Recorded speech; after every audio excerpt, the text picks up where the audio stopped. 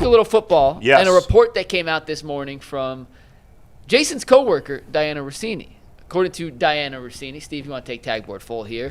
She was told that teams making calls in search of running back additions as we get close to the end of the preseason include the Saints, the Chiefs, and the Cleveland Browns. Yeah. Now, we talked on Tuesday, Bull, when you were here about the possibility of trading for Brian Robinson. You said you were out. You wanted to see the young guys play. But does this latest report from Diana signal to you that maybe the Quinshon Judkins situation won't be resolved as quickly as we would like?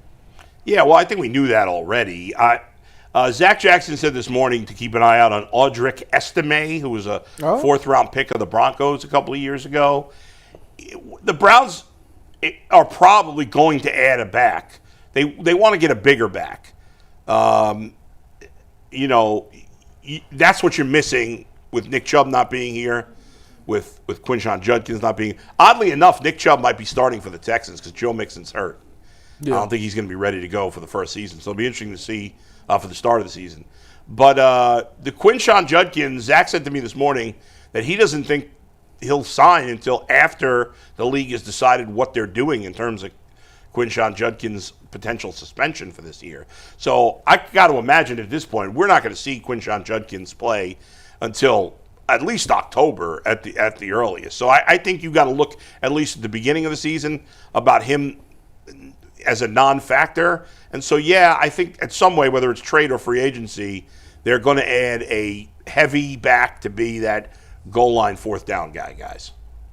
Well, I mean, at this point, even if you did get Quinshon to sign right away, again, you don't know what his punishment is going to be. And even if he didn't have any punishment, I don't know if he wouldn't be ready for week one. Right. This man has not worked out with the team since OTAs. So he got to it's going to take him a minute to even get back caught up to speed with everything that's going on anyways. I think that they probably should look for a back, a veteran big body back, or if you want Marshall, what is it, Armani Marshall, I think his name is? Armani Marshall, If correct. you want Armani Marshall, like I said, he showed some good vision, nice little cutback, got the ball in and scored last week.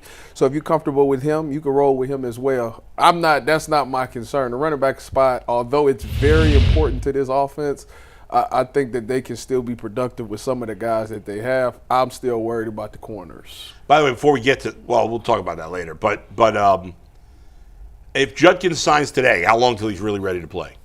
Not that he's going to, but if he did. Week and a half. Oh, so he, in theory, could play if he signed today. Well, it depends on what the playbook, because I don't know, I'm sure they did installs during OTAs. Right. So I'm sure he's got a basics of what they're wanting to do and all those things. So it wouldn't take him that long. Yeah, I think as far as from a mental standpoint, I just think physically wise, your timing's got to be right, and you got to be able to take the hits. And like I said, I don't know what he's doing right now. Is he lifting? Is he running? I don't know what he's doing. So that's the things that I worry about, because right now, this is the time to get your body conditioned to all of those things, because obviously the season's long. Jason. Presumably he's been working out. Okay. I would hope so, but I don't know what the situation is. But to your point, and I think to what Bull's question was, there's a big difference between being in shape and being in game shape. Correct. So is that really, guys? I thought it would take longer than that. You think in a week and a half you can be in game sometimes shape? For me, it took me about a week and a half, maybe two. Okay. I don't think the Browns are looking for a feature back on the trade market. No. In August. Yeah. You're looking for depth. You're looking for, you call it the goal line piece. Okay, fine. Yeah. You're looking for the Nick Chubb that they let walk. Yeah, right. You're looking for the short yardage type of back. I think it's a temporary thing. I think it's a short-term thing. I am interested to see the contract that Judkins eventually signs. You just gave Isaiah Bond a fully guaranteed deal. Dude went undrafted, came off everything he's coming off. It's only $3 million. Yeah, but I don't understand it makes no sense. Only the Browns. Miles has absolutely no leverage, and you give him a full no-trade clause. Yeah. Isaiah Bond just went through all this stuff. You give him a full fully guaranteed deal. So you got to have a fully guaranteed deal. Judkins, you have to give it to him, This was an undrafted guy that got a fully guaranteed deal. Why would you? Yeah. As a matter of fact, if I was anybody on that whole thing that got drafted, I'd be upset if I didn't get a fully guaranteed. Well, Ty, do you remember there were second-round picks who didn't sign their contract initially because they didn't get the fully guaranteed contract when other second-rounders did. Right. They gave Carson Schlesinger a fully guaranteed second-round contract.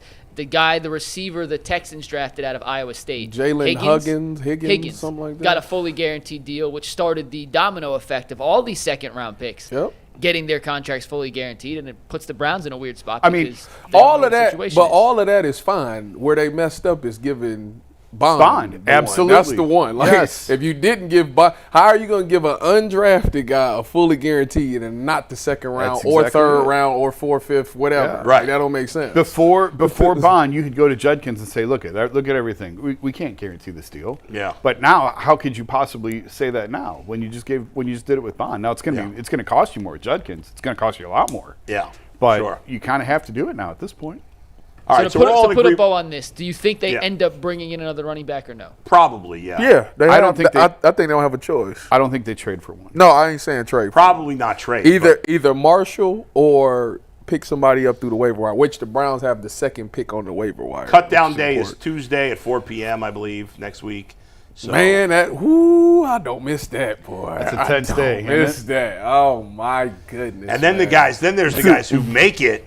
They get cut after waivers, then you still got. And nowadays, it's earlier that final cut because you still got 9 days, or for some guys, 12 days till the season actually starts. Yeah, because you don't have that last preseason game anymore.